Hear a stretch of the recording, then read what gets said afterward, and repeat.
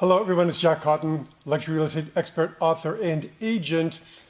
And I'm thinking about the questions I get asked most often, and a lot of times I get asked about breaking into luxury real estate, but the next most frequently asked question deals with pricing.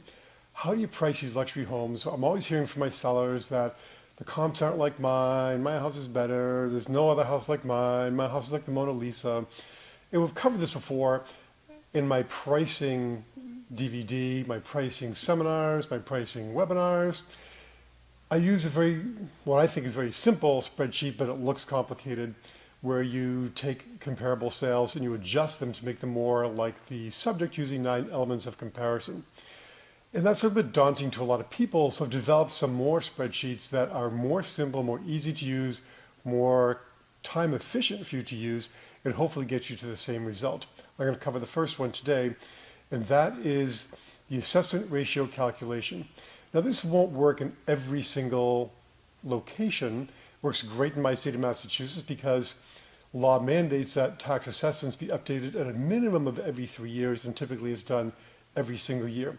But if you look at the spreadsheet that's on your screen now, you can see that you've got the sale number. I've made this form for 5 sales, which is probably the minimum for this kind of an analysis. The address, the town, the sold date, the sales price, and the assessment at the time of the sale.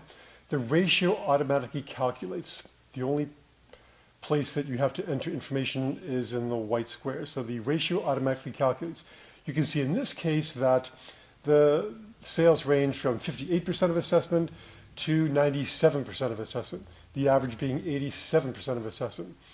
You can see further down the form that we entered in the assessed valuation of the subject property, which is $479,700, and that led us to an indication, not the guaranteed value, not the carved in stone value, not the value you're going to get for your property no matter what, but it's an indication of value. It's a benchmark, if you will, that you can use to convince the seller as to the right price of the property of $416,719. Obviously, in a CMA, you would round that up to $417,000.